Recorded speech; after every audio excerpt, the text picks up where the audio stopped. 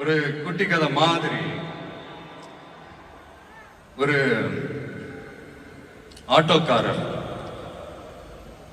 ஒரு கர்ப்பிணி பெண்ணை ஆட்டோல ஏத்திக்கிட்டு ஹாஸ்பிட்டலுக்கு போறாங்க. பெரிய மழை பெஞ்சுக்கிட்டு இருக்கு.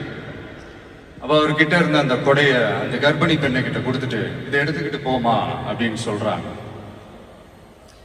அப்ப அந்த பொண்ணு சொல்றாங்க, ஆனா இது எப்படி நான் உங்ககிட்ட நான் திருப்பி கொடுக்கறது?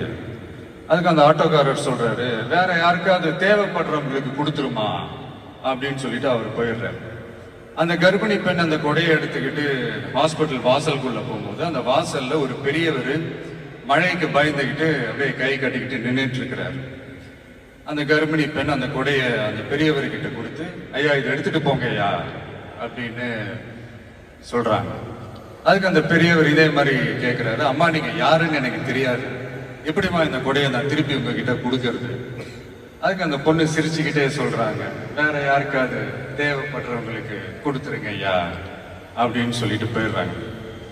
உடனே அந்த பெரியவர் கொடையை எடுத்துக்கிட்டு பஸ் ஸ்டாப்புக்கு வராரு. பஸ் வருது, ஏறி போகும்போது அங்க பாக்குறாங்க ஒரு பூக்கார அம்மா பூவை வச்சுக்கிட்டு ஒரு அட்டையை இப்படி மழைக்காக பிடிச்சிக்கிட்டு உட்கார்ந்துட்டு இருக்கிறாங்க.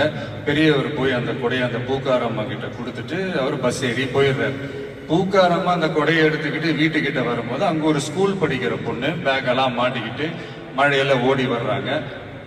அவங்க போய் அந்த ஸ்கூல் பொண்ணு கிட்ட கொடையை கொடுத்துட்டு, மழையில நனையாதம்மா இதை எடுத்துக்கிட்டு போங்க அப்படின்னு சொல்றாங்க. அந்த பொண்ணு தேங்க்ஸ் அப்படின்னு சொல்லிட்டு வீட்டுக்கிட்ட வரும்போது அந்த பொண்ணோட அப்பா பதட்டத்தோட வாசல்ல நின்றுட்டு இருக்கிறாரு. பொண்ணு மழையில நனைஞ்சுக்கிட்டு வரணுமே அப்படின்ட்டு.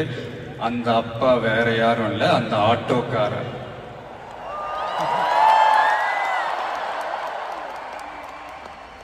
அந்த குடை அவரு கொடுத்த குடை. So the moral of the story is,